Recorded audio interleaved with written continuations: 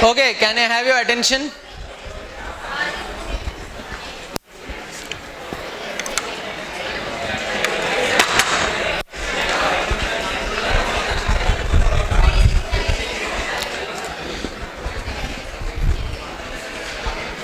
Okay, so welcome everyone back. Silence. So we are going on to our session number 6 today, where we are continuing with Sankhya only, and this is about psychology. So from philosophy, we are kind of moving into the domain of psychology to understand about. So basically, today's session is about personality and something related to that. That's what we are trying to do today. So basically, there are these 3 types of natures which Sankhya and Vaisheshika actually talk about. That is what we'll be mainly seeing, and we will also see the impact of that on consciousness and the role of free will versus conditioning. So I'll just psychology is something I'm sure all of you are aware of this term. It basically refers to nature. Like we all see people with different natures in the world. Everybody has a different nature in terms of how he is or how he responds to situations. There are actually many ways to see psychology in the modern world, or there is one simple way to see psychology which is mainly Western, but I will start with that and then I'll go on to this. It basically says that there are 4 types of people. That means everyone in the world primarily would be one of these 4 types. This is such Western psychology, but I'll start with that and then go on to the Indian one. The first is what is called as those who want fun. That means primarily they are looking for fun, not happiness, fun. Yeah, there's a difference. Everyone is looking for happiness, they're looking for fun. The second category is those who are actually looking for control. Now please remember, those who are looking for control, they are also looking for happiness only. Everyone is looking for happiness. But the second category is looking for happiness via control. They want to take control. The third category is those who are looking for perfection. Okay? Those who are looking for perfection. Their goal is perfection. Jo karna hai, perfect karna hai. And the final category of personality trait is those who are looking for peace and relaxation.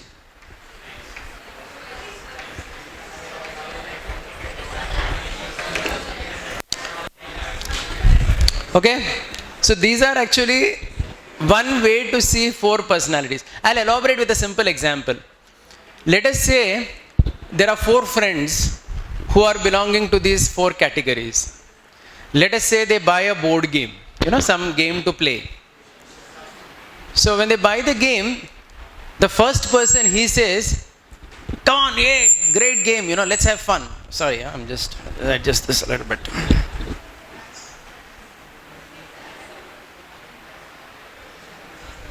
Yeah, so the first category, he says, great game, let's have fun. He's excited about it. He's a good storyteller, he's excited, he wants to, explore something. The second one says, I will be in charge of the game. I'll ensure that everything happens. He takes control, he wants to take control of the game. The third one says, first let's read the book which is accompanying the game. Whatever we should do perfectly. And the fourth one says, this whole effort looks too much. Reading the book, playing the game. We can just relax just without playing the game. Why take the trouble of playing the game at all? You understood? So, this is a simple example. In fact, you could do an entire seminar for, I have been a part of, and we could talk on just these 4 things for over 25 hours. There are various exercises by which you can actually understand who you are. Primarily. So everyone generally has a primary personality and something secondary. Like someone's primary nature is to want to control, but at the same time he wants to have some fun also. So that's like an overlap, So aisa hota hai. So a person has an overlap of 1 or 2 personalities. You understood this, right? So that is also possible. That's also possible very much. The basic goal of learning this is to understand how to deal with people and why people are fundamentally different.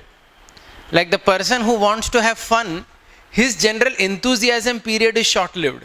That means in a short amount of time he loses enthusiasm because the fun is over now.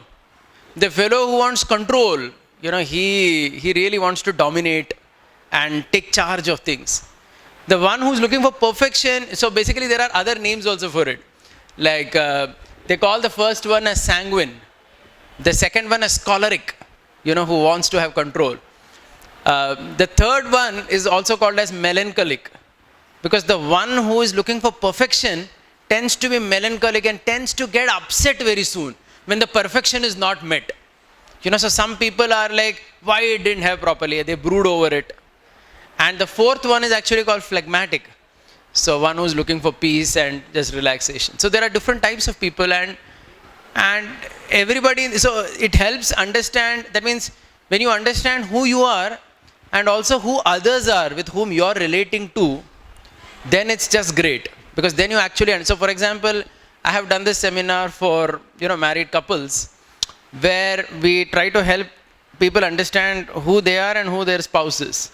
Because it actually helps, because they talk different languages, because one wants fun and another wants control, so they are talking differently. So that's why there are misunderstandings. So this is an entirely big domain of understanding personality.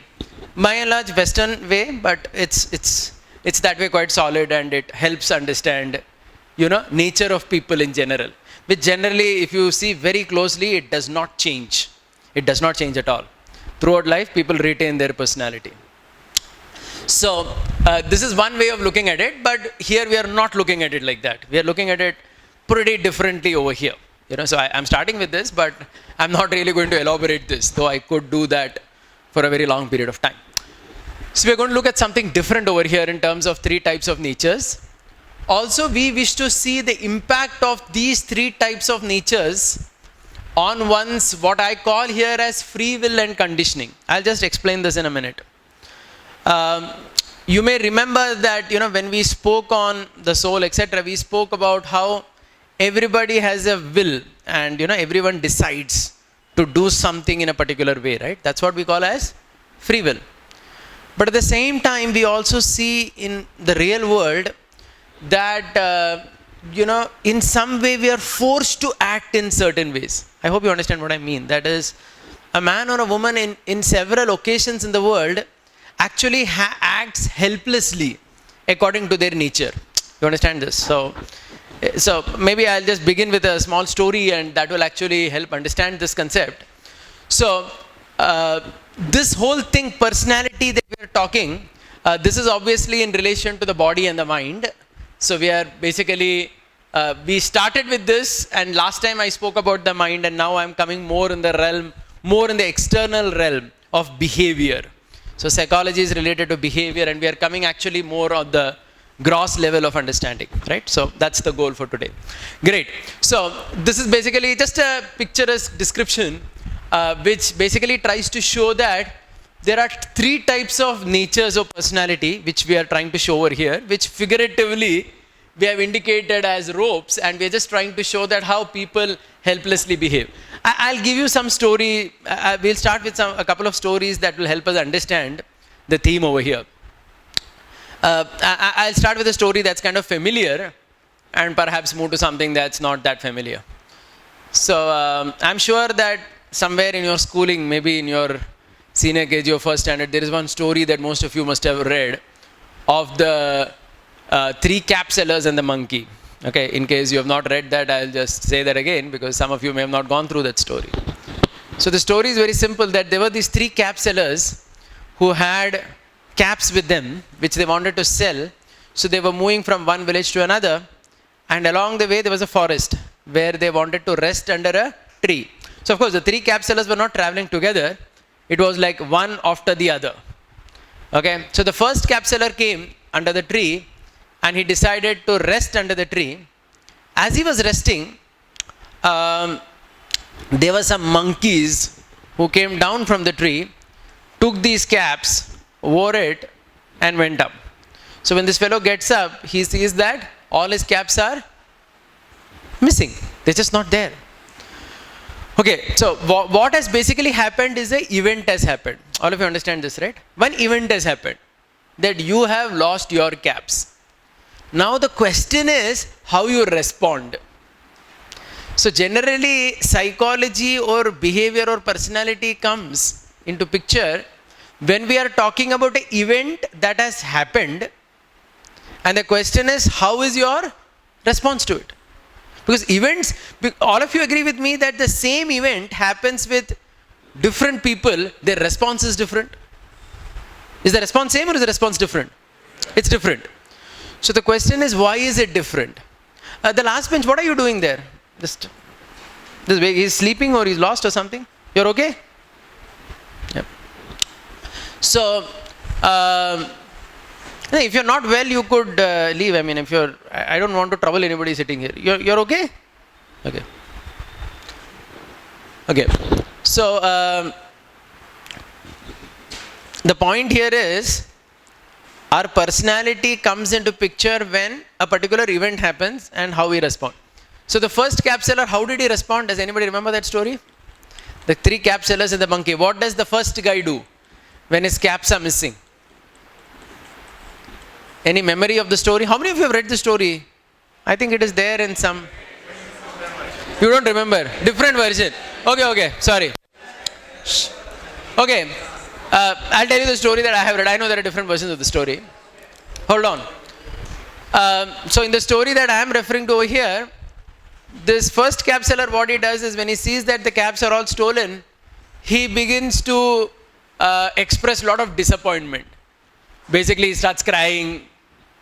He starts lamenting that, hi, mere sab cap chale gaye, abhi kya karu, barbad ho gaya, you know, that kind of a thing. So he was just lamenting over the loss of his caps.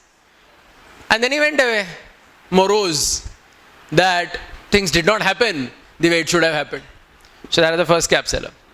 The second, so this is a response, isn't it? I mean, there are people who, like if you know, when something happens, there are many times the first thing that a person does is to cry or to be morose or to lament. Lamentation, to express great deal of sorrow and to, act in insane ways. You understood insanity? So insanity is very often a response to events.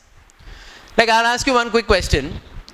When there are natural calamities, like, not only in India, anywhere in the world, when there are, like in America, in the last 10 years, there were several cyclones, Katrina, and, I mean, hearing that one feels it's a name of some film actress or something. But later one understands that no, it is the name of a cyclone. Right? So when these cyclones and natural calamities happen, it's an event, right? You know what is the major problem that time to the common man? When there is any natural calamity, can any of you tell me all over the world what actually starts happening? One of the first thing that starts happening. First thing that starts happening is panic. Okay, very good. Something more. Besides panic, what happens? What happens socially?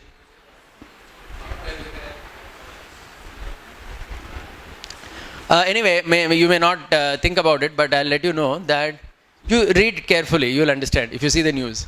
One of the first thing that happens is break of law and order. All kinds of theft, all kinds of violence, all kinds of rape and murder start happening. The simple thing is, when a calamity has happened, the law and order has broken down. Right? There is no police really in control. So there are many people who wanted to do several violent and insane activities. They were looking for this opportunity. Why not? It's great, right? It's a great opportunity to do something extremely stupid. That's a fact, actually. That's what happens. One of the first thing that happens is break of law and order. People start looting shops, looting homes. If there are single women somewhere, they're inevitably violated. It happens. That's how it happens. So what is this response? This response is all similar. Can you see this? The response being that of destruction. That means the response is basically destructive in nature. Either you're sad, you're morose, you're frustrated, you want to loot, you want to kill, you want to kidnap, you want to rape, you want to do something like this. So basically the response system is very violent, and it is actually dark. It's dark as in it's insane. It's insane. You understand insanity? So you see insanity in the world. Why not? You see insanity everywhere. Like if you see, like when wars happened, so many wars have been happening even now in the world. If you go to Middle East, if you go to so many countries in the last few years also, there were violent civil unrest, right? Especially in the Middle Eastern countries, in all this Syria and all these countries, even now, there's practical insanity going on. So people do crazy things at that time. Just like what Hitler did, killing millions of Jews. So like that, even now it happens in different pockets in the world when such a situation arises. You understood this? So what is the first type of response I'm talking of? The first type of response I'm talking of is a response of insanity. I want to basically call it as insanity. Yeah? But what I'm actually referring to is something very destructive and dark. Something which a human being is normally not expected to do. But that comes up at that particular time. That is the first kind of personality we are talking about. We will name it very soon. But do you also see that people are doing this quite helplessly? Helplessly as in, try to understand why I'm showing this particular picture over here. Helplessly means, it's like as if that person is immediately prompted to behave that way. That means he has no control over himself. And he starts behaving like that. Like that cap seller who responded to the monkeys taking his caps away. It was insane behavior. You understood? And that insane behavior was pretty spontaneous. As in, it's not that he made a choice to behave like that. But he somehow was forced by his own nature to behave that way. Are you getting what I'm trying to say? That means our personality or type which is there, can you really change it? You cannot actually. If you carefully observe, you generally act according to it spontaneously. Then what is the advantage of talking about it? Can anybody tell me why are we talking about it? If you cannot change it so easily, I'm not saying you cannot change it at all, but if you cannot change it so easily, what's the basic purpose of talking about it? To understand one's own limitations. See, so first of all, even when you understand who you are, that helps a person a lot in terms of, why I am doing something. Then maybe there is, with knowledge, one's response is generally a little better than in, darkness. Right? So that is the first type of personality that we're talking of in the cap seller story. Going back to the cap seller story, there was a second cap seller who comes across the same tree with his caps. And then he also takes rest under the tree. And again the monkeys take his caps also and go up on the tree. Now what does the cap seller do? He throws stones. Very good. Yeah.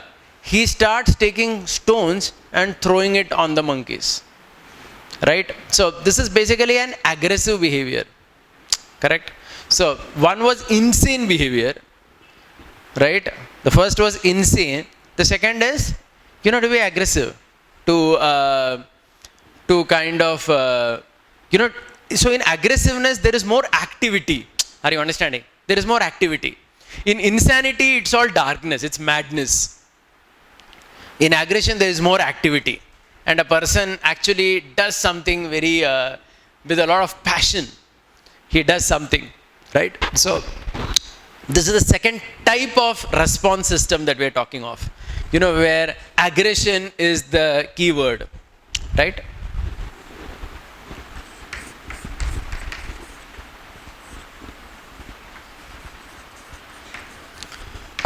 Then there is a third person. So again, this is also a response system in several cases, where people are, very active and, they do things in certain ways. So then the cap seller story, the third cap seller who comes across the village, and he is also resting under the tree, and in his case also, all the caps go up. What does he do? Does anyone remember that? He takes his caps and throws them to the ground. And what is the idea behind doing that? Because monkeys are good copy. So basically monkeys are good imitators. So they like to imitate what someone has done. So because the third cap seller, he throws it down, all the monkeys take their own caps and they also throw it down, and he quickly collects it. So how would you call this response? What would you give one word to it? Like we had insane, we had aggression. What would you call this response as? I want one word. Can anybody tell me one word?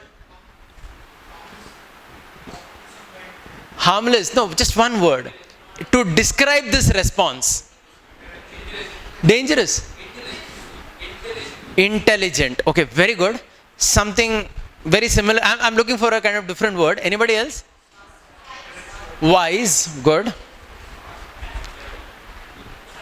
Practical. Okay. Good.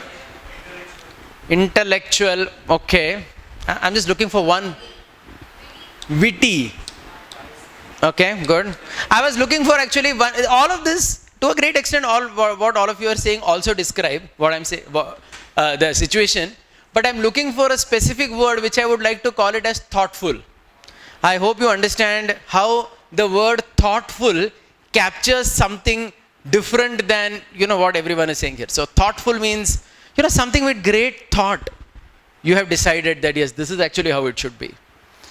Because so in a thoughtful response, you have to be very calm and composed. Correct? If you are crazy, insane, if you are too aggressive and you decide to do something like that, then you cannot actually achieve anything. You understood this? So this is what we call as the thoughtful response.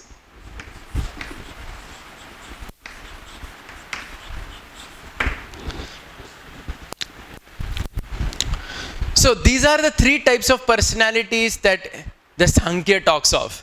And we will go into the technical details. But basically it's about insanity, aggression and thoughtfulness. We will give the technical names to it. And we will also try to see more characteristics of each of it in our today's discussion. Is that okay? Yeah. That's where we start off with. So now I hope you can also appreciate the fact that depending on which... So now one thing is very clear, that rarely does it happen that any man or woman in this world behaves exactly in one way. That's not realistic. In fact, even over here, when I was talking about fun, control, perfection and peace, it does not happen that generally everybody has mixtures of personalities. So that's understandable. So similarly here also, there is a mixture in everyone. Sometimes the same person behaves insane, aggressively, and sometimes very thoughtfully, calm and composed. Correct? But still it is a fact that everybody in this world would have generally one of them as their primary characteristic. As in primarily they behave like that. The other two are kind of, in proportionally less. You understood this? That means there is some particular characteristic or behavioral pattern which is primary in your system. And how do you understand what is primary? How do you understand what is primary? The first reaction, very good. The first reaction is the primary reaction. So I'll give another example of this before we go ahead. This was a personal example. I kind of encountered it myself in my society, the colony where I stay in. So in the colony where I stay in, we have one, in most housing colonies, you have parking slots for people to park their car. So, and also that in most housing colonies, students are generally not welcome. Like you may have seen, people write, students are not allowed because students are generally assumed to be very unruly in behavior. Mainly insane most of the time. They stay up all night with full blast music, and you understood, right? They trouble people around a lot. So people don't like generally. Families don't like students around. So there was one student who was staying in our society, and needless to say, like every other student, he was a crazy fellow. So he would go every Saturday night somewhere, God knows where, and he would come back pretty late. And this particular Saturday night, what he did, he had a car, but he did not have a parking. Some flats don't have a parking. So he parked his car exactly in front of the car of one of my neighbors. He just parked it ahead of it. So Sunday morning, my neighbor obviously woke up and he wanted to go somewhere with his wife. So he came down and he saw that he cannot take his car out because he knew the student's car. So he knew that the student has parked his car in front of his car. Now try to understand at this point what has happened. An event has happened. You understood? An event has happened. You come down on Sunday morning to remove your car from your parking lot and you see that this other fellow on the third floor has parked his car in front of your car. Now event has happened. Now what is the next thing? An event leads to what? Response. Now the response could be this or this, right? It could be anything. That would depend on what? Nature of that person. You could be thoughtful, like could anybody tell me how he could have responded? I mean, so many things he could have done. If he were thoughtful, what he could have done? He could have politely gone to that fellow, knocked, told him that, see boss, you have kept your car like this. I'm having an issue. Please take your car out. Certainly that fellow would have come and taken his car out. There's no question. I mean, every human being that way understands basic facts of life. He could have done that. But what did he choose to do? He chose to behave in the most insane way. I mean, I'll just describe the way he did it. So this was morning, 9 o'clock on Sunday. So from down, from the parking, he started giving the best words, in Marathi language to your mother and sister. Generally, I don't know why they catch the woman only. For some reason, they like that. He started shouting these choicest words on the student. So obviously, the whole society was intrigued. They all came down to the balcony to see the Sunday morning show. So he started shouting. Now when he started shouting, so this behavior is a mixture of aggression and insanity. You understood? It's insanity because even if you have a problem with anybody, once you start getting abusive with them, you expect a destructive response. You understood? If I behave destructive with the world also starts behaving destructively with me. So it was a mixture of these two. Insane and aggression. It was not just aggression. Aggression could have been, okay, you were very firm and you went to his house and started saying that, hey, come on, how can you do this? You have to remove it immediately. I'm going to tell your owner that you are troubling us. He could have scolded him. That would have been aggression. But this was insanity, craziness. And I'll tell you further pictures of the insanity that he did.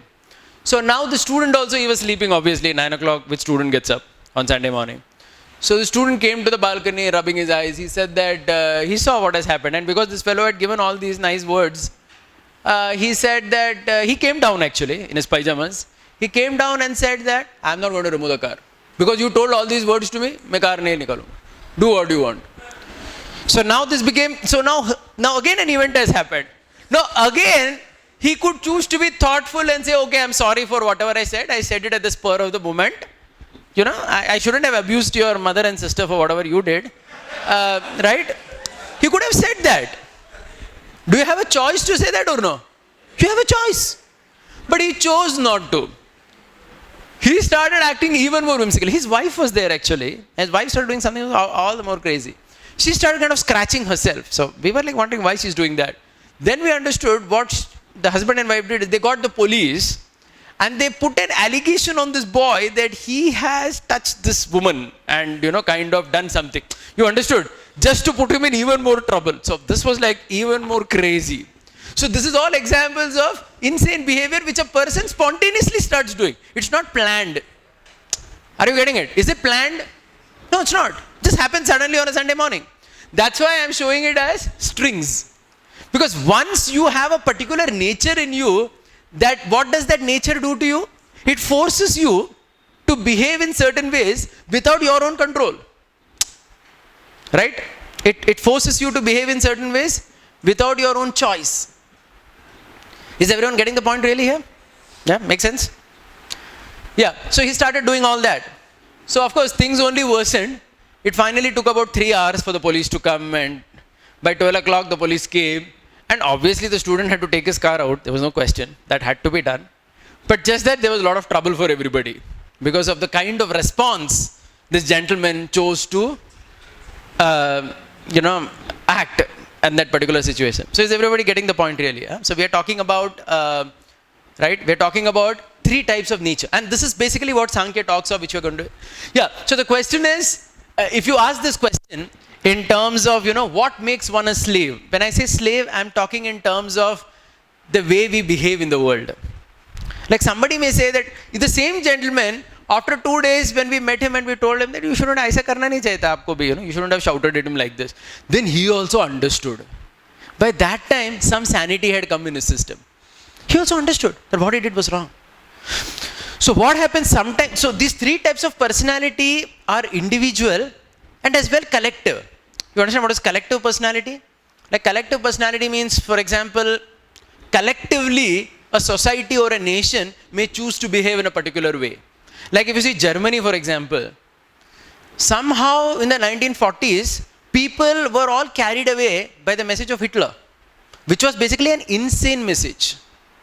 And that message was that all Jews are our enemies and we should kill them. They got carried away by that. And wholeheartedly, the human population participated in the genocide, killing all these people. But the same people, much later, when all the war was over and they were sitting back, they became thoughtful. And they were thinking, why did we do this? Even today, if you go to Hitler's birthplace, I think it's somewhere in Austria. So they have put a message actually in German outside his home, saying that how a particular message can have an influence on people and how we should be careful in future. But the whole point is at that time, the same population didn't realize it because everyone was carried away by insanity. So these personalities can be individual. They could also be collective. So, there is, you understand what is called as mob frenzy behavior. Like in a mob, people start behaving. And that is generally insane behavior only. People start doing all funny things in a mob.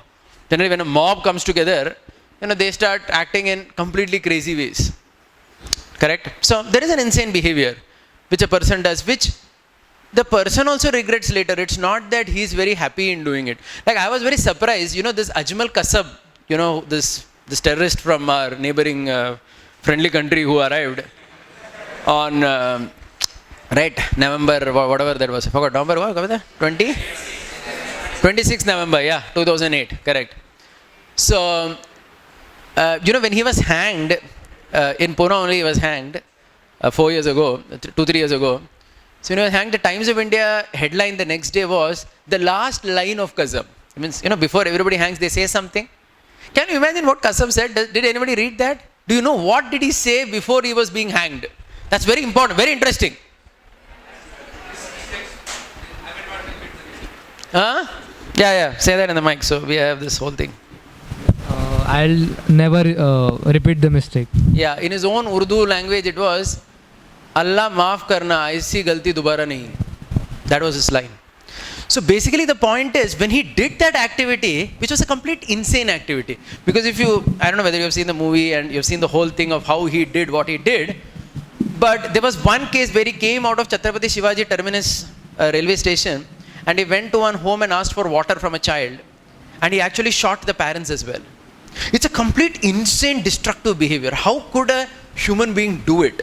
I take water from you and I shoot you, your parents, leaving you alive. It's actually completely destructive mindset. And you need to have that in your personality. A thoughtful person cannot do it. How can you do that? How could you do that? In a sane state of mind, you cannot do it. So this guy was obviously primarily influenced by an insane approach. But somehow, the same guy, much later, after spending 4 years in solitary, Arthur Road jail, where he was solitary confinement, he started thinking, what did I do? I did this for what?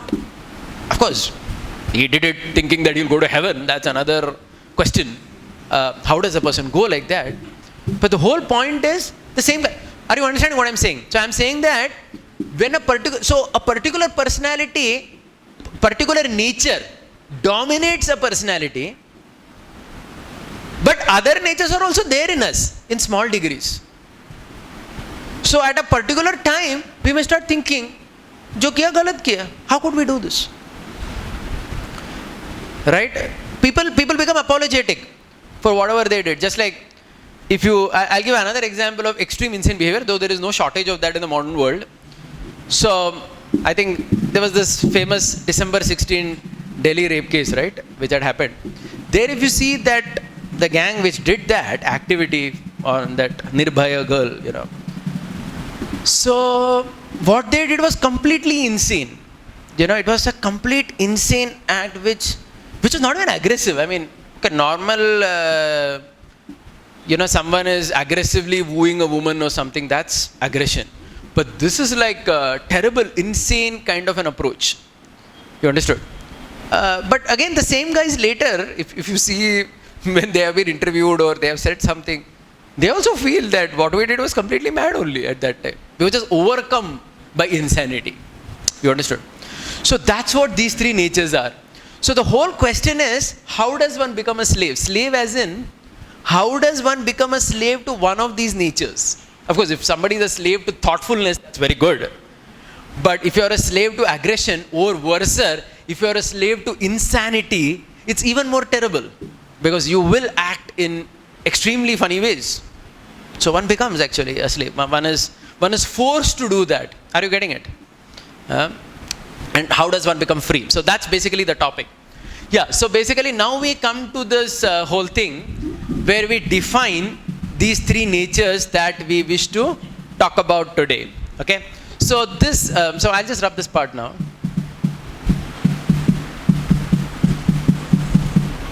Okay, so now I'm going to some technical words, which will not be all that difficult for you all to hear about. But these are the technical words used in Sankhya to discuss these three personalities.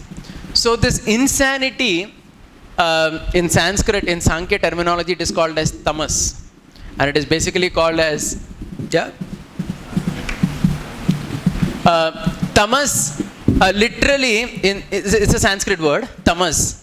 It also means darkness.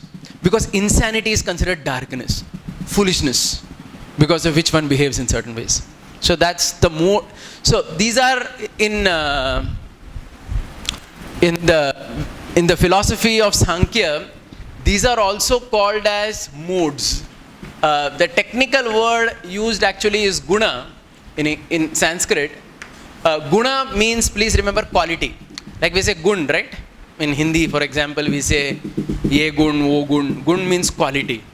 So these are called as quality or moods.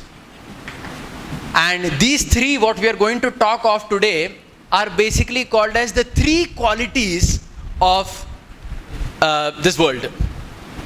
The three qualities, three distinct qualities which are observed in this world. And it is observed, as far as this philosophy is concerned, everywhere. The psychology, it's actually more into psychology now. It's observed everywhere. We'll be giving several examples. In animals, in the kind of work we do, in economics, in leadership, anything, you name it, and you have these qualities present. Okay? So, this insanity, what I was speaking of until now, is translated as tamas. And in English, it's also called as ignorance. Ignorance as in, darkness. I hope you understand the word ignorance. Ignorance, like, there's an English word, we say that someone is ignorant of something. So as such, the English word doesn't convey the kind of best thing, because every language, in its own language only, it is able to exactly convey the fact. So generally Sanskrit words are best expressed in that language itself, because tamas talks about much more than just ignorance. It talks about darkness, it talks about craziness, it talks about frustration. Everything is included in tamas as a response system, as a nature of a human being, or anything for that matter. So that's called as tamas. The second, the aggression part, is basically called rajas, and that's the Sanskrit word rajas, or it is also called as rajoguna. And in English, again, the English word is not all that perfect, but we call it passion.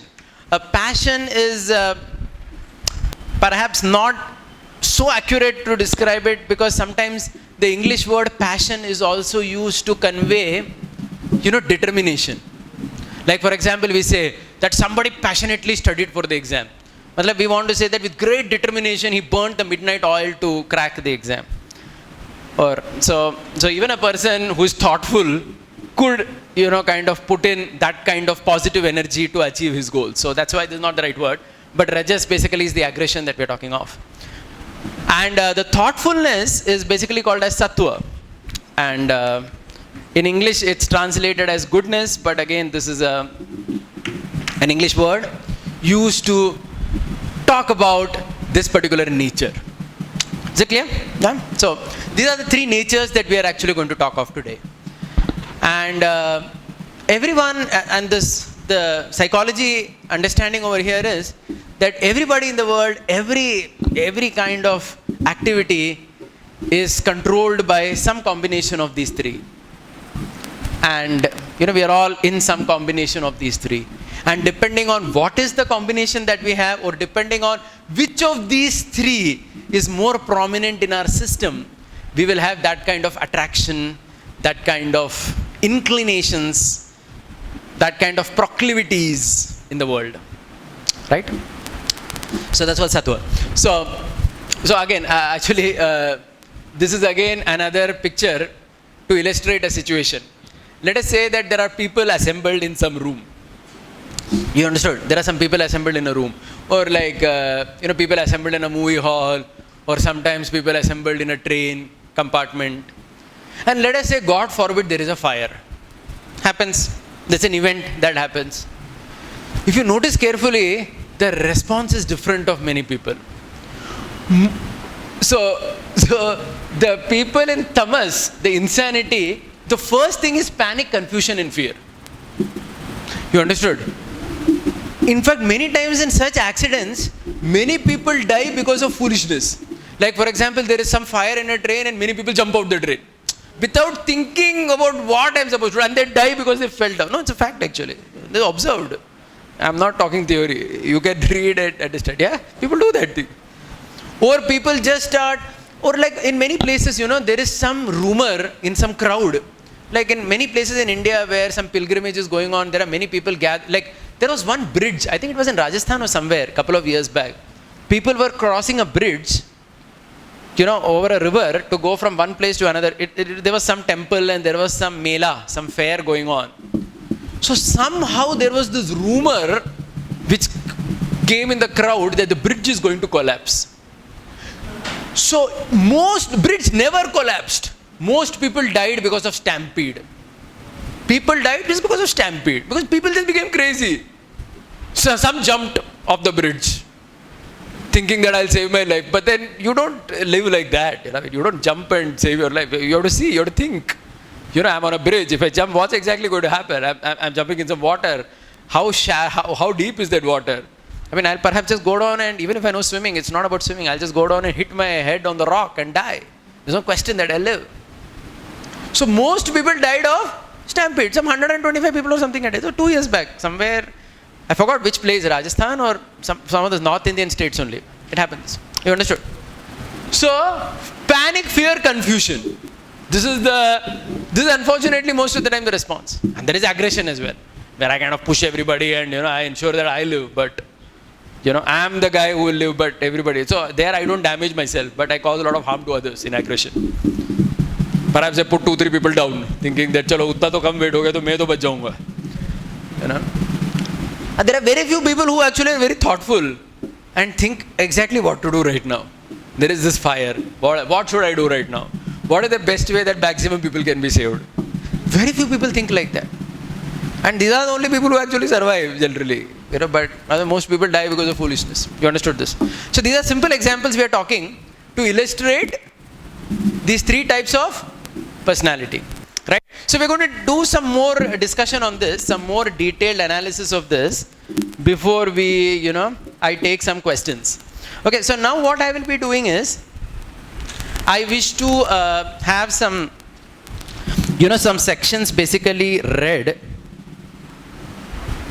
Yeah, so, one second. You can read? Yeah, one second. Give me the mic. So I'm just listing out some qualities of each of these so that, we understand them in a little more detail. Then I'll take questions and comments. Okay, so just give me some time for this analysis. Yeah, so you start reading from here in the mic. Read clearly, loudly, slowly. The symptoms of mood, Yeah, it's on. the symptoms of mood of goodness are passion for virtue, integrity, self-discipline, abstinence, cleanliness, and most importantly, peacefulness, and delight in profound knowledge. Hold on, I'll take it ahead. I'll take it ahead slowly. So, the symptoms that we're talking are virtue, integrity, self-discipline. You understand self-discipline? Something control over oneself. Abstinence, cleanliness, peacefulness. That means one important characteristic of a thoughtful person is he's at peace with himself. A feeling of being light, a feeling of being comfortable with oneself, first of all. So this particular person is generally a rare breed in today's world, actually. If you see places, for example, like if you broadly divide the world into 3 places, such a person typically prefers to live by what we call as the countryside. You understand what is countryside? In rural area. If you generally see, the urban area is generally associated with aggression. Try to understand why. Because in city life, you got to be aggressive. Even like for example, you get up in the morning, you have to go somewhere, you have to fight the traffic literally. You have to honk, you have to push people and you have to go. Like if you're driving a bike in Pune city, you're trying to go somewhere. If you're very thoughtful and thinking about very peace and relaxation, you wouldn't be able to get anywhere. You have to really think how to maneuver and, go ahead of everyone and go first. That's what people are doing always, right? Aggression becomes the norm in such a crowded area in general. But if you have ever seen the way people generally, I'm not saying that everybody in a rural area is a thoughtful man. That's not the point. The point here is just that kind of a place generally facilitates that kind of a personality.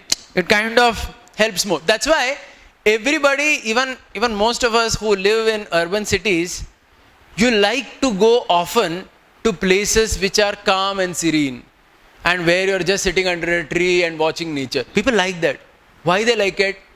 Why they like that environment? Because it facilitates thoughtfulness. It facilitates peacefulness. It facilitates inner joy and happiness. Are you understanding this? That's what it facilitates. Okay? So these are the basic characteristics, or so if you ask me to list out the characteristics of sattva, primarily it is peace and happiness. So this happiness again, if you see, it is kind of, even this guy is trying to be happy only. Everyone is trying to be happy as per their nature. But if you actually see, this person experiences most of that, compared to the others because of the kind of lifestyle that he has. Serenity, thoughtfulness, etc. Okay.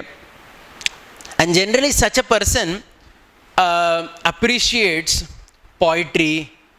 Like, have you ever, for example, come across William Wordsworth poetry? Like, for example, he writes, "What is this life full of care? We have no time to stand and stare." If you know the background behind that poem that he wrote this over 100 years ago, where he was very much upset. I mean, that's the background actually. Everybody writes something. He was upset with the rapid industrialization in Britain. And he felt that people are now so busy running to factories that nobody has time to stand and stare. So what is this life full of care? You understood?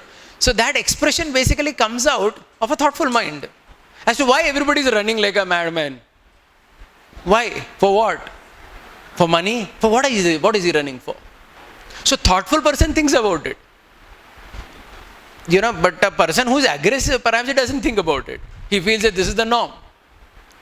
Like, sometimes some of us, we have to go to Hinjewadi to attend some conference or program in some industry. And we have routinely seen, when we have to go to Hinjewadi phase 2, phase 3 in the morning, it takes us a damn 2.5 hours from here to reach there.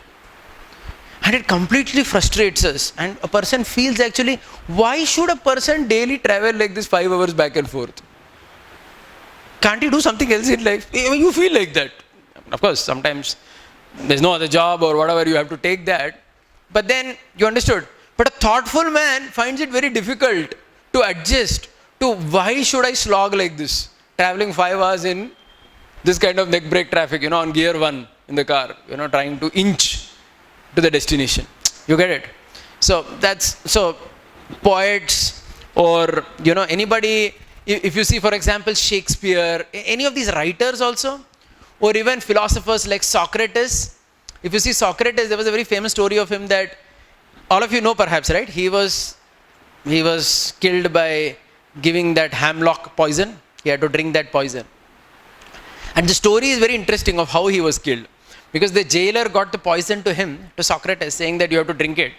And Socrates is asking him, because this is recorded by Plato. Plato is a student of Socrates who witnesses the death of Socrates. So he writes this. So Plato writes, saying that when Socrates is offered the poison, Socrates is asking the jailer, please tell me the exact process of how I should drink it and what I should do. I mean, genuinely he is asking. Just like somebody would ask how to use the camera. And then the jailer is kind of surprised, because most prisoners, when they were given poison, what do? They just become panicked and confused, thinking that I'm going to die now. What could I do? But this guy, even in death, even at such an event as death that is approaching Socrates, he's very thoughtful. He's saying that I understand that I have to die.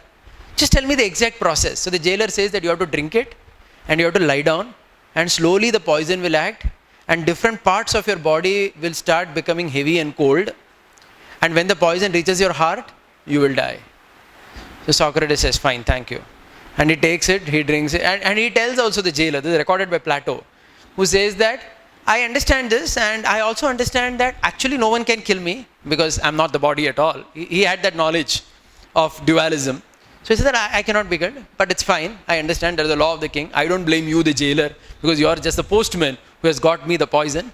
So I'll drink it like that and sit. And he tells all his disciples also, Plato and others who are sitting around, don't cry or lament. It's fine. It's a fact of life that sometimes things like this happen. And even though you have not done a mistake, you are killed. So that's okay. It has happened with me. That's fine. I accept it. You understood? See, the point is the event has to happen, but the response is extremely thoughtful and grave. You get it? That's actually, so it's very difficult. This thoughtful response, if you see, is extremely difficult to obtain. The sattva is extremely difficult. Such a person is very rare indeed. All of us have some aspects of that personality. Not that we don't. We have. But it is in minute proportions generally. But a person who has that predominantly would look like Socrates or Wordsworth or any of these kind of people in their response to the world.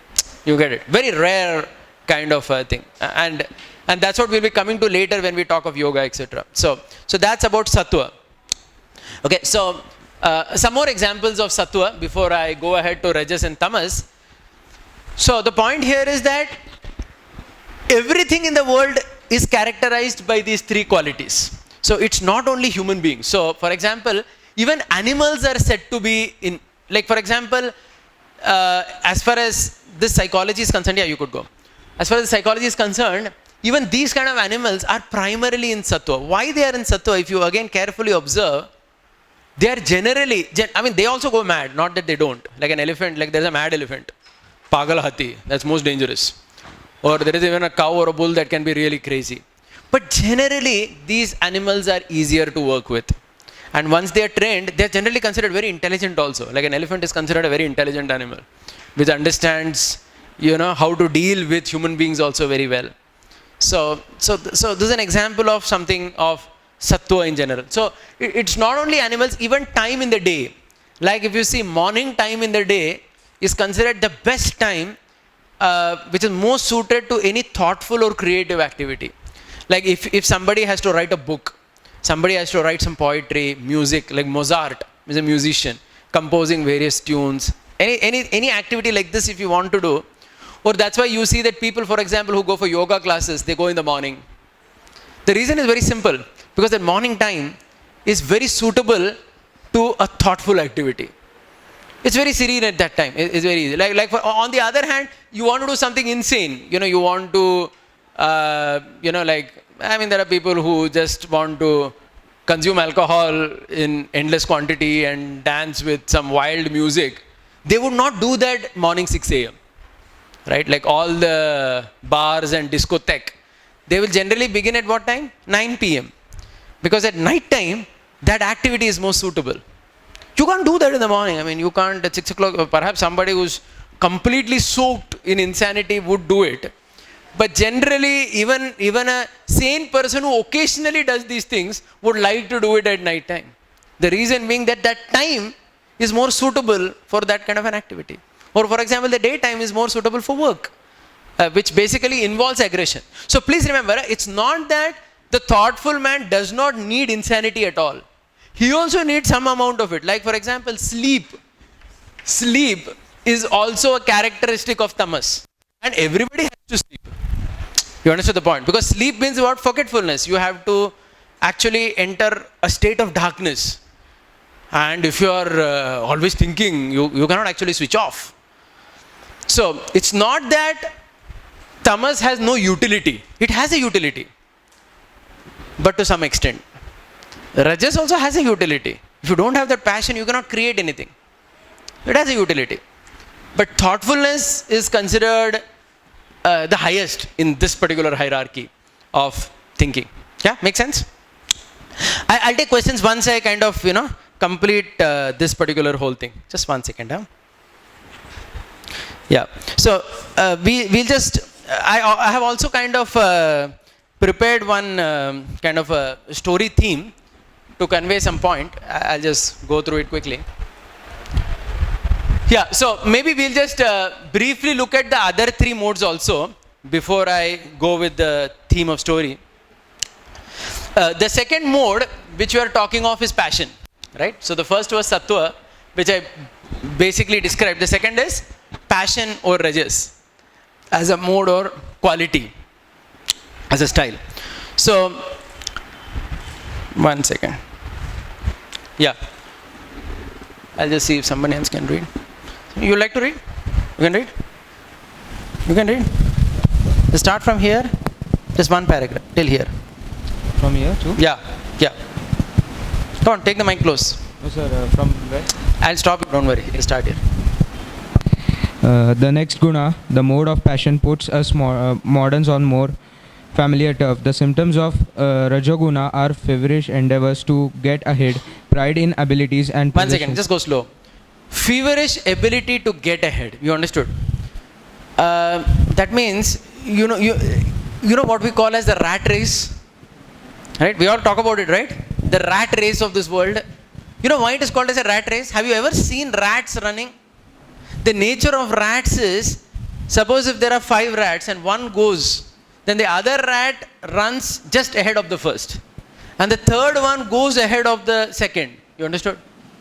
Yeah, that's actually how rats behave. That's why it's technically called as a rat race. Because the nature of rats is when you make rats run, their only goal is to get ahead of the other rat. They are not thinking why. Nobody is questioning why should I get ahead of the other rat. Then he becomes a thoughtful person. But a rat is not thoughtful in this context. So it is just a feverish goal to get ahead. Like I will tell you one simple example of this. Like most of you will experience this when you start working. Can you tell me one simple reason why we should work in the world? Generally, why do people work in the world? Money. Okay. People work in the world for money. Very practical answer she gave. Can you also tell me why should we actually work in the world? For what should actually we work? Bread butter is related to money only, na? Paise se to bread butter aa raha hai. Anything else? One second. Yeah, satisfying ego. Okay. Sense of purpose. Very good. I'm looking for that. Sense of purpose. Please remember, this is actually the real reason why we should work. I should work in the world because I should have a sense of purpose. Why am I living? कुछ करना पड़ेगा दुनिया में. I mean, it's not that I'm just born and I die without any contribution. But generally what happens is, so when sometimes subtly the goal becomes to work for money, the problem in that is, the problem with money in general, by definition is, believe it or no, it's by general passionate, at least the liquid cash that is there. Like for example, if you ask anybody the question, how much money do you need? There's no answer. And generally the thing is, once you get a certain amount, you're not satisfied with that. Like, most of you will not understand this because you're still students. but you can talk to your parents or anybody who's working in the world. Anybody who's working in the world, even if he has got a fantastic salary, like for example, most of you currently may imagine that if somebody is getting 1 lakh rupee salary per month, that should be a very good salary. You may be thinking like that because you are not getting 1 lakh right now. You talk to people who are getting 1 lakh, they say that it is nothing. I really know people who say that they get nothing. 1 lakh is nothing, they say. Oh, what is 1 lakh? क्या है? 1 lakh में कुछ नहीं होता है आजकल. Why they say like that is because inevitably they're looking at some other colleagues, some other friends, some neighbor, some other acquaintance in their office, family who has gone ahead, who is actually earning 1.5, 2 lakhs, and they're thinking that if that guy can get that, I also deserve that. I also should get it. It's the same rat mentality in general. That's why it's called as rat race. And that's why what he was reading is the feverish tendency to get ahead without thinking why I'm doing it. You get it? That's rajas in general. Go ahead, take the mic. A hearty diet of physical indulgence, yet dissatisfaction, even in gain and sensualism. Yeah, so that means you will see in passion a lot of sensuality and physical requirement. You understood? Sensuality as in a lot of enjoyment on the physical level is required to maintain that kind of an aggression. So, do you know what is the motto in today's corporate world generally? I don't know whether you must have heard about it. It is called as work hard, party harder. No, this is the motto in today's corporate world. What is the motto? Work hard, party harder. So that slogan is the characterization of what we are reading. Where basically I work very hard and aggressively to get money, and at the end of it, I aggressively party as well. Right? Because that's what is going to give me pleasure. Go ahead. In short, a lifestyle of work, buy, consume, die. Yeah, it's buy, consume. So if you see the whole consumer economy, it is centered around passion. Like for example, why for advertising any product, like if they are advertising a toothpaste or a toothbrush or any damn thing, they have to use some model who attracts our attention basically. Correct? Because only then you will aggressively want to pursue that particular product, to feverishly try to enjoy that. A thoughtful person, remember, will not do that. So once about Socrates, it is said that one day Socrates had gone shopping. He had gone to a market. So his friends were surprised. They said, "Hey Socrates, you have come to the shopping arena, to this multiplex in Greece. There was no multiplex that time. But you have come to the shopping place. Why did you come here?" People asked him. So Socrates said, "I have come to see what are the useless things which are not required that people are buying. I came to see that," he says. So this is again recorded by Plato. So the point is that from a thoughtful person's perspective, it's craziness. Why would you simply buy so many things which are just not required? Because he's thoughtful. सोच रहा है बहुत. So it becomes very difficult for him to understand. Yeah, go ahead. But the passionate guy doesn't understand that, the Rajoguni fellow. Yeah. Our quintessential mode of passion, person loves to live where the action is. The closer to shops, malls, cinemas and sports, the better. Yeah. A veteran urbanite or suburban commuter, he or she is willing to work hard in offices or factories to earn money for the latest conveniences and entertainment. Prestige and social standing is eagerly appreciated. The main reward, however, is sex. Yeah, but that's it. So basically, that's how Rajogun is characterized. You got the point here? Yeah? It's characterized by a feverish desire to enjoy life on a physical level, to earn money. So basically, two characteristics here are, in simple word, I would call it work hard, party harder philosophy.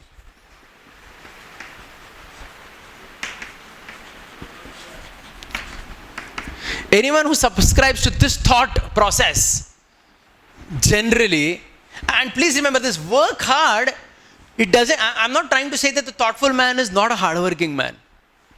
Let's try to understand this. Like the example that I'm talking about, let's say Socrates, going back to that, it is not that he's an example of somebody who is a lazy fellow, who is not ready to work. That's not the point. But this hardworking fellow, this fellow's goal of working hard is primarily centered around money, to increase his standard of life. That means it is not with what that guy was telling, purpose of life, or, he was saying, right, a sense of purpose. I have to do something.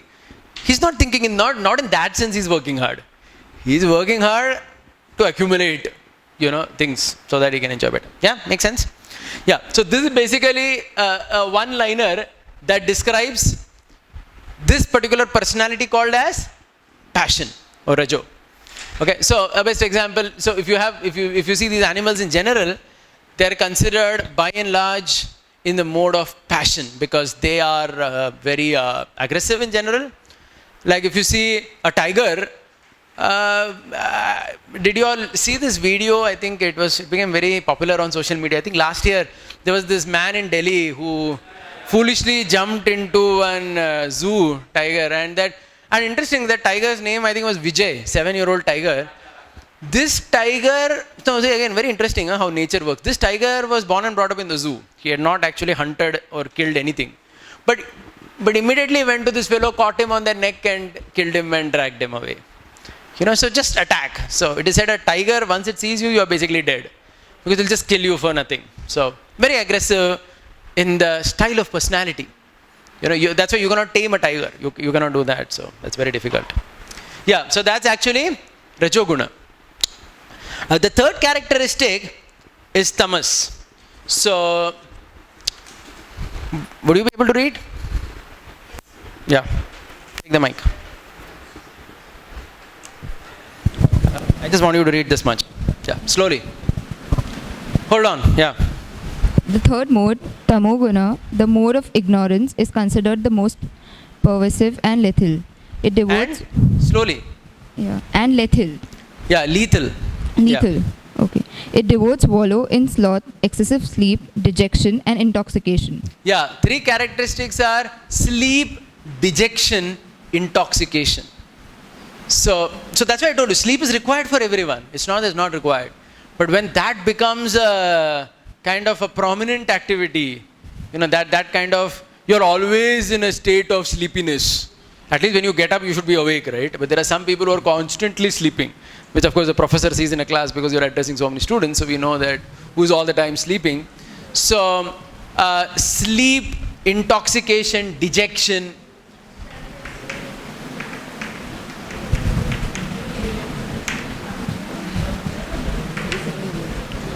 Not only these three, please remember, even all kinds of crazy acts of violence can come only in tamoguna. That is also in this only.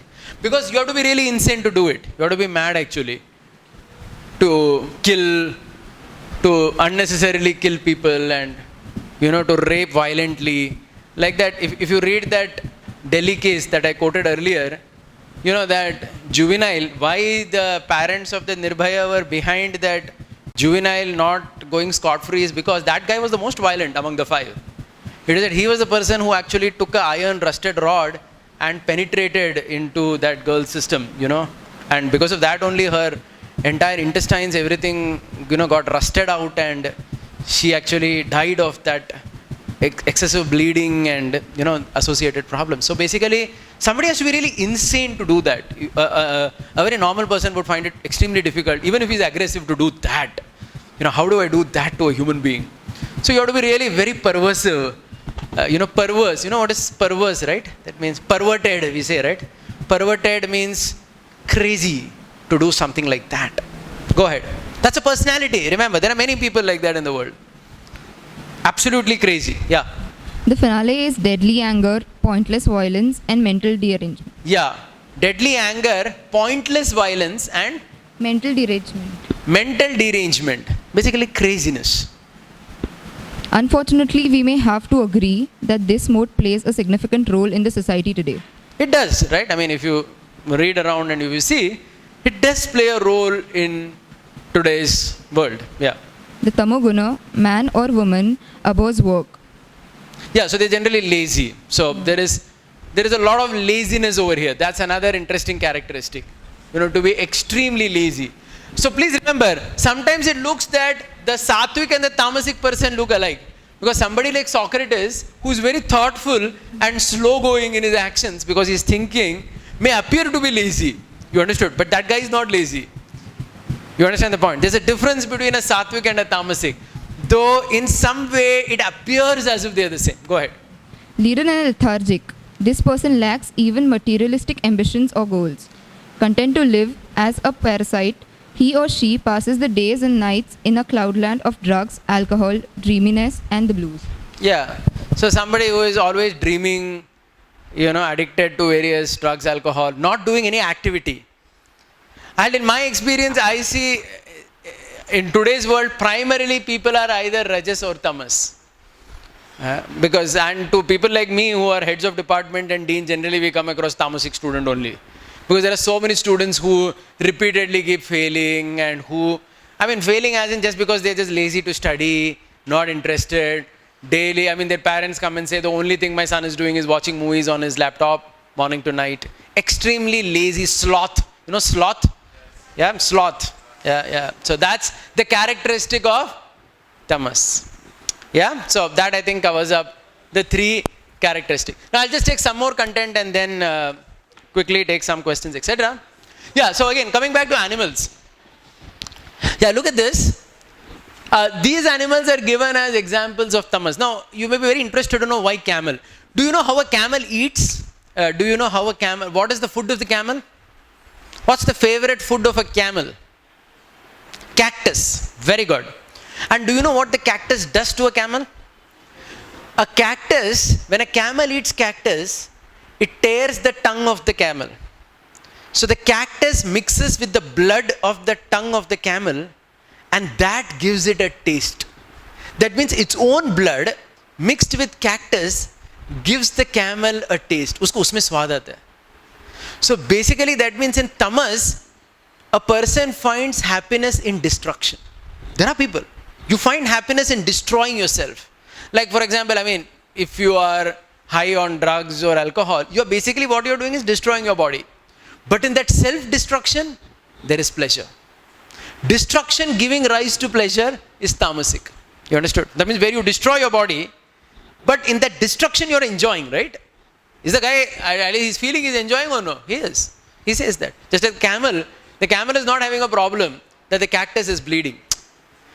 Or like a jackal is given as an example, a jackal or any of these kind of nocturnal animals, because they are generally very scared. If you notice their characteristic, they're very scared. So this one, he is not as brave as the lion. The lion or the tiger is aggressive. This one is very scared.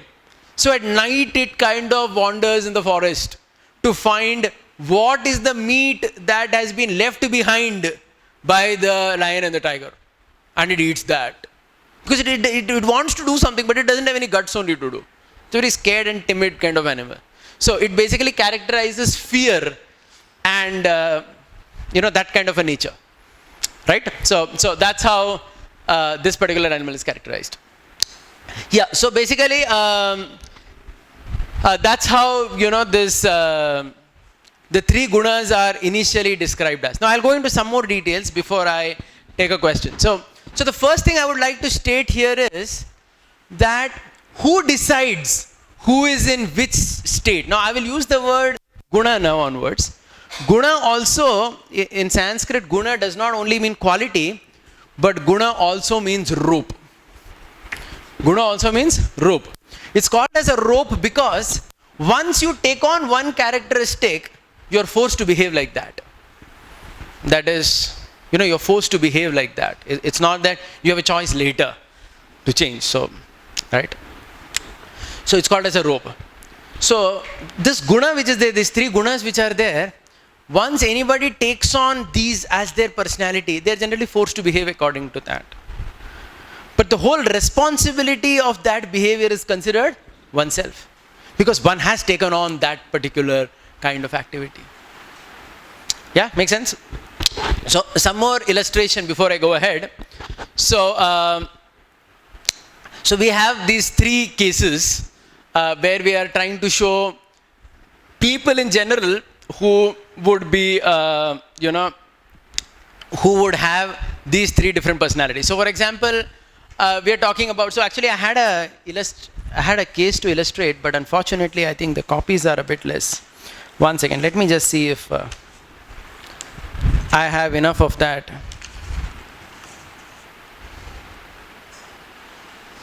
1 second.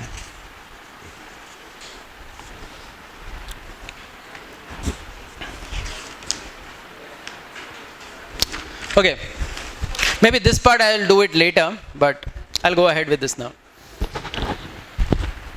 So, it's not only about, so in any kind of role in the world could be in these gunas. So I'll just take 2 examples and I'll conclude this section. First example I would like to take off is economics.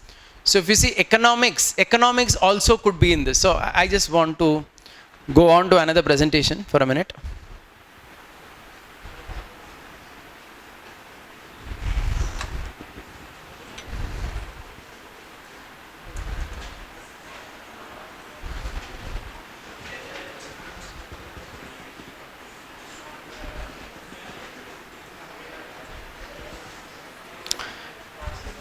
Yeah.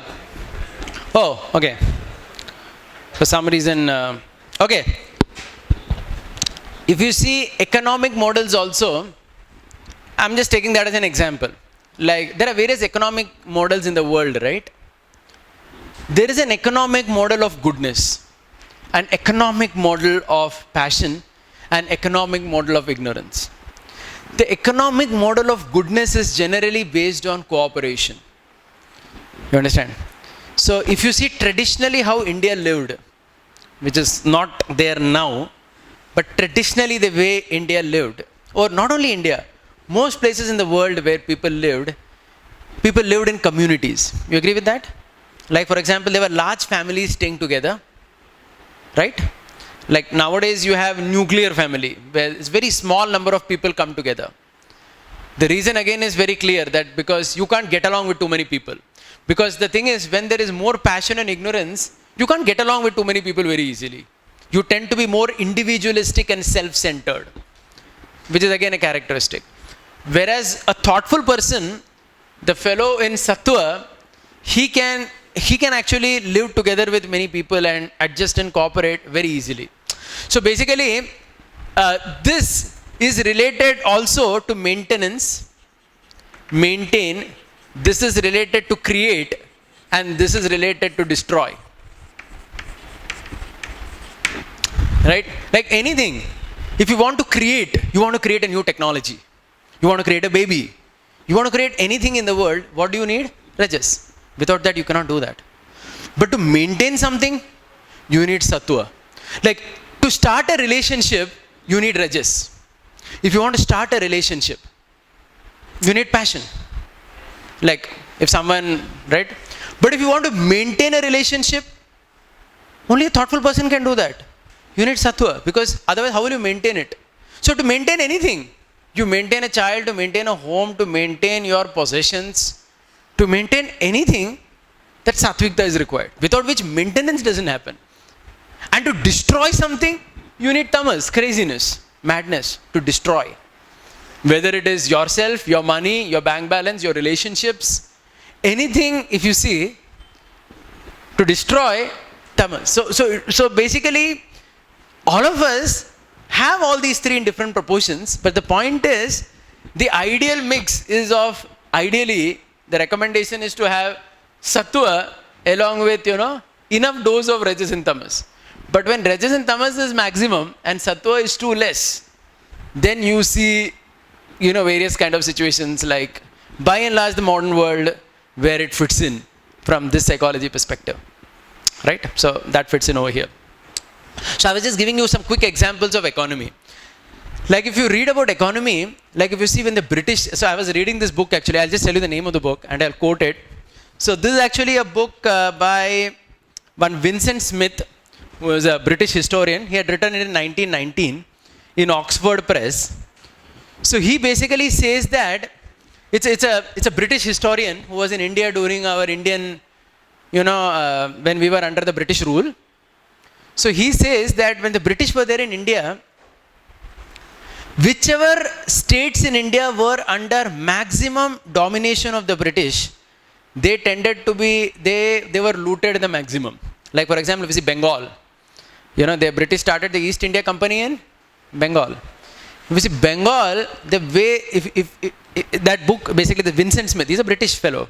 He writes that from 1750 to 1800, when the British came to Bengal, and they saw the quality of the weavers in Bengal. You know, there were these weavers who could make any kind of designs of cloth.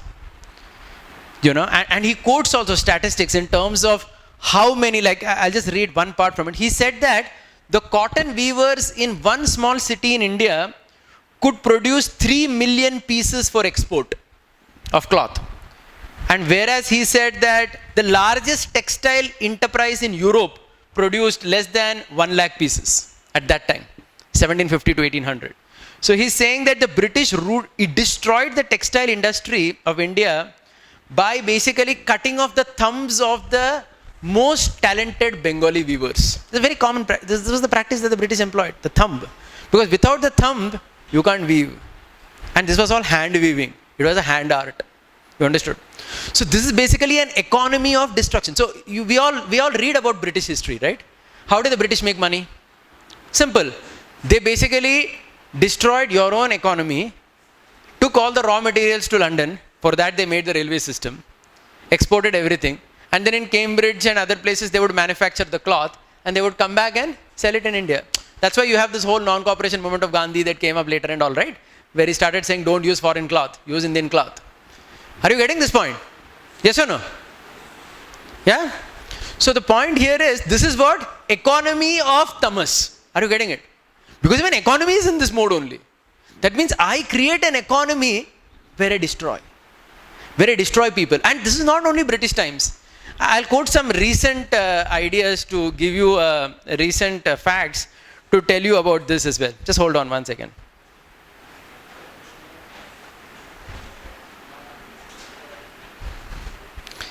Just one second, huh?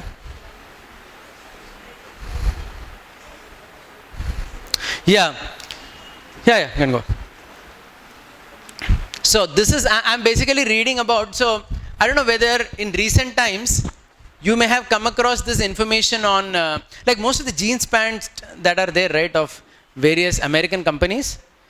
The jeans pants, they are actually stitched where? They are stitched in countries like Bangladesh. Right? You are having an issue?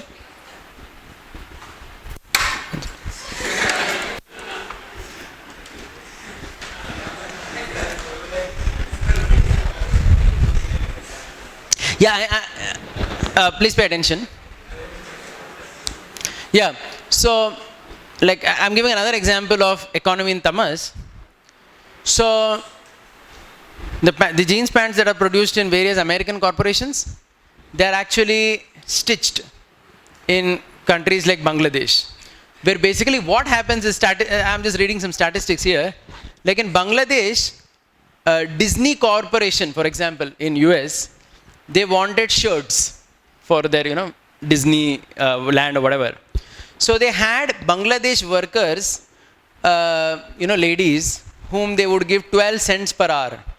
I wonder if you know what is 12 cents. So 12 cents, basically 100 cents is about 70 rupees. So 10 cents is about 6 rupees. So basically you pay them about 7 rupees an hour. And they would work 15 hours a day, 7 days a week. And they would hardly get anything. And that shirt basically, and one shirt, the cost price of that shirt to stitch would be 15 cents. Because it would be done in 1 hour by one person. Because of machines and all that. But it was sold by Disney for $18. So, you know, the same shirt is being sold by Disney for $18. So basically, the shirt is actually made for 15 cents. I hope you understand the difference between 15 cents and $18. $18 is 1,800 cents.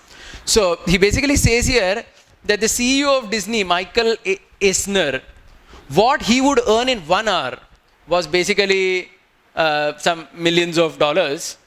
And the Bengali woman would have to work 6 lifetimes to get what this fellow makes in 1 hour. So basically the woman, it seems, started asking for more money.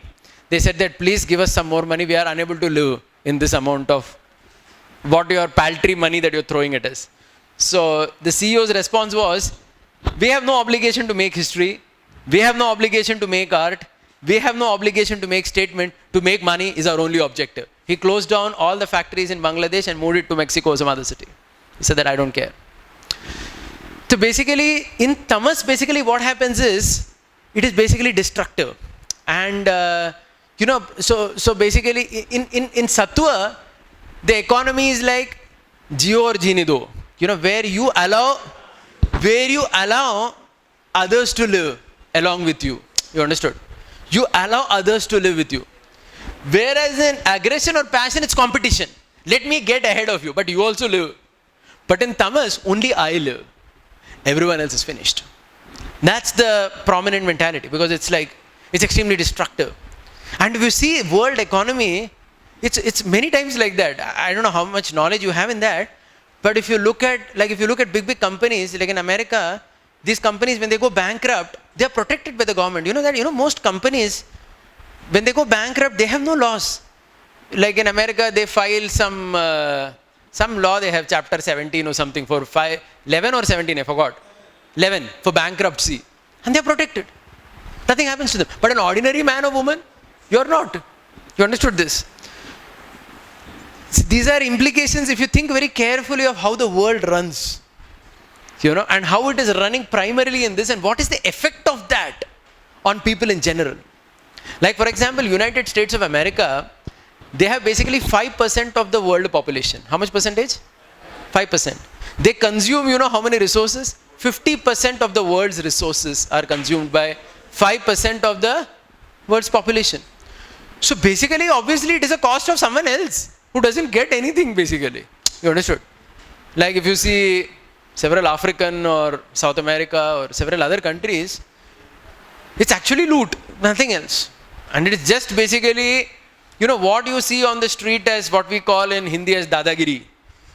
Where I just show my power and do things. Like for example, America, do you all of you read about this in the news that their federal bank which is there, they print dollars as much as they want. Do you know that? They can print any amount of dollars. And they have made the world in such a way that all of us have to buy in dollar only, like in international market. Like for example, Iran. Why they had made sanctions against Iran, US? Because Iran said, we will sell oil in exchange for gold. US said, nahi chalega, dollar mein paisa lene ka. Why? Kuch nahi, hamara hai bas dollar. So for example, India was trading with Iran. No problem, we'll give you gold, give us the oil. But with India somehow US had some decent relationship. But they blacklisted Iran. You understood? Why? Because they were not selling their oil in dollar. But why should they sell in dollar? Why should the whole world sell in dollar? So that their dollar always has value. And how is their dollar getting value? Simply by printing. It is just notes which are just printed without any basis at all. That's the American economy. You get it? So how do they sustain it? Number one, plainly, gundagiri or dadagiri or whatever you want to call that. Because I have a lot of nuclear weapons and I am very powerful. I tell, hey, mera sunne ka. It's just like, like have you seen some children playing sometimes? There is one, kind of dada kind of a child. He says that, main jo bola ho, main out nahi hai, bas.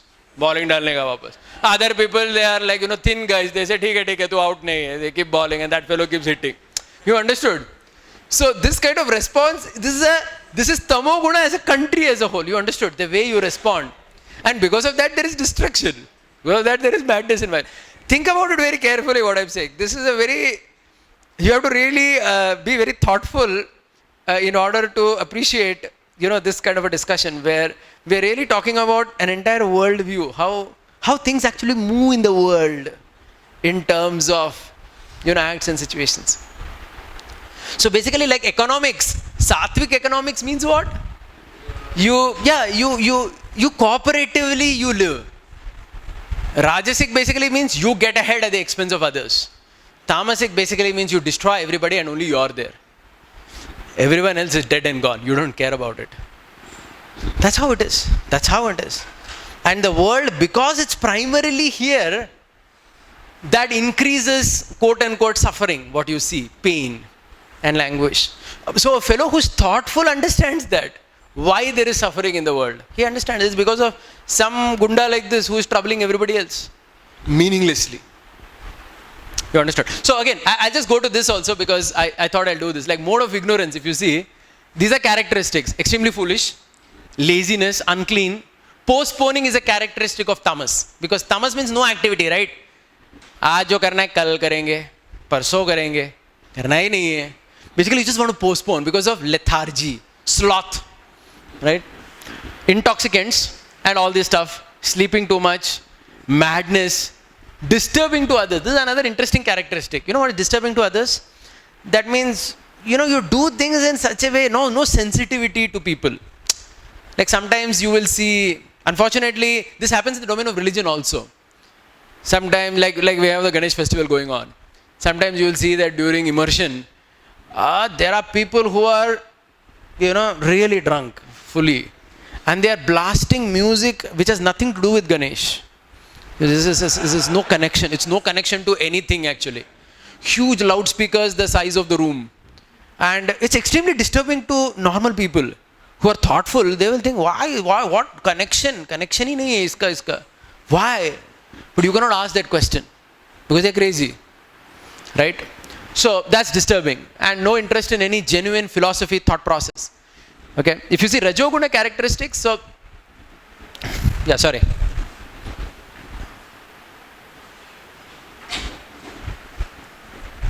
Yeah, if you see Rajoguna characteristic, the fellow hard labor for honor. So honor, prestige, so these things are very important in passion.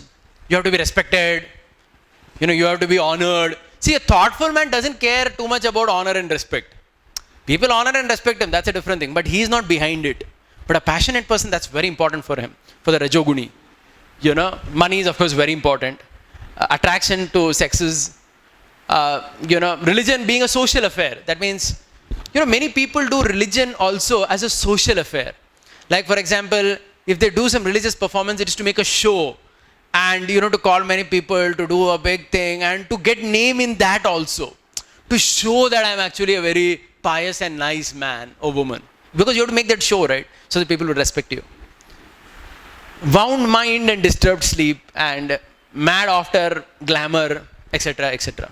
So the characteristics of passion. Whereas in goodness, you have these kind of qualities: cleanliness, honesty, selflessness, thoughtfulness, helpful, pious, and so many others. So philosophy, poetry, science. So we'll be talking about many of these things a little bit later as well.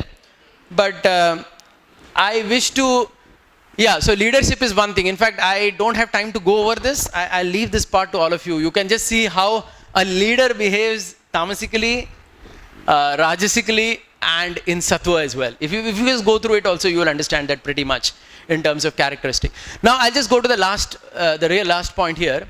I'll take only point number 1. Point number 2 we will do next time. After this I'll take questions. So the Vedic philosophy and psychology holds the individual responsible for the personality that he has gained. The reason is because how do we get these personalities? By acting in certain ways. That means if I choose today to act in tamasic ways, I invite tamas on myself. If I choose to act in rajasic ways, I invite that on myself. So if you do something, you invite that personality within yourself. And once you invite that personality with yourself, you are forced to do activity that way. Are you understanding? So I'm talking about the distinction between what I call as free will and conditioning. Try to appreciate this point. Conditioning means what? Conditioning means being forced to behave in certain ways. Free will means you choose to behave in certain ways. So please remember that none of us have truly a free will. Absolute free will nobody has. Because we are all conditioned by the past. And that past conditioning forces a human being to behave in certain ways. And once I start behaving in certain ways, that conditioning becomes stronger. That obsession becomes stronger. And I enter what is called as an endless cycle. Right? So in this way, the gunas are characterized. So the only way one changes one's characteristic is by voluntarily deciding to change. So when you decide to have friends, read books, see that kind of movies, which, do any activity which supports a particular guna, you automatically start thinking in that way. But when you do some other thing, you behave in that particular way and so on. You get this? So basically, the whole point is, the gunas are basically invited by us. It's like, "Aa bail mujhe maar," what we say. You invite a nature on yourself. And you're forced to behave according to that particular nature. Okay, so this is all I wish to speak on today. I'll take questions before I end. But this Varna concept, I will take it next time. By Varna concept, I'll be talking about the Varna, basically in English it's called as caste. And generally we have this understanding that caste is based on birth, but actually no, as far as the philosophy, in the Indian philosophies is concerned, it is actually based on guna. It's based on the quality. So this discussion, especially from the Mahabharata and various other examples, I will do in great detail next time. So I'll just take some questions right now before we end the day. Sir, we saw these three gunas. These are properties of One second. material body or a spiritual body. Material. There's nothing to do with spirit. It's matter. It's the body and mind. I told in the beginning. It's about the external world we live in, right? It's not based on the spirit. Yeah, please maintain silence. Just So are there any constructive uses of tamas behavior? yeah, I told you. You need tamas to sleep. Without that, you cannot sleep at night. No, it's a very basic function, because and also sometimes there is some destruction needed. You know, where, like for example, you know, especially if, like if you see in the Mahabharata war, the Pandavas had to fight and destroy the opposite party, right? Because they were extremely arrogant and aggressive. So, like a simple example, if some thief comes to your home and is stealing, or if some murderous man comes to, you know, rape the woman at home, what are you going to do? Are you going to be thoughtful at that time, or are you going to be aggressive and, you know, violent? So you choose violence yourself. So that's a difference. That means you employ tamoguna to do something. You understood?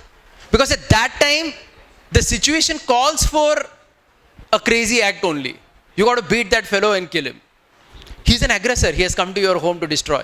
So you use tamas for your benefit. So tamas is also useful. Rajas is also useful. But just that one should not be completely under the control of them. That's how the psychology sees here. Right? If you are controlled by violence and craziness, then you're finished. Yeah. Any other question? Yeah.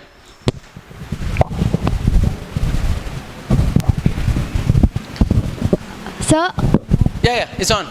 sir, in the list of ignorances, you had stated meat as a part of Yeah, ignorance. I'll talk on that in detail next time. That's a whole presentation. I'll take half an hour for that. I'm going to talk on that next time. Leave it. Any other question? Anybody else have anything else to ask? That's why I never read that. I'll be talking on that next time. Any other point of view?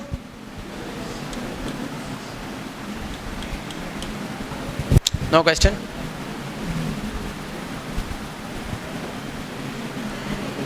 Yeah, I understand that this was a very technical topic and perhaps it was something new totally to most of you.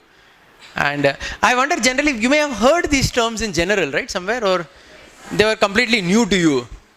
You had heard it, but perhaps you never heard about the thought processes behind it as to why they think. It's actually it's a very deep subject, and we could go on and on, but I've just given a very basic introduction. So there are many more things to do. The 4 Varnas and what she also raised, there are several other things to do. So I have not actually completed this session completely today. We'll continue next Tuesday. Thank you.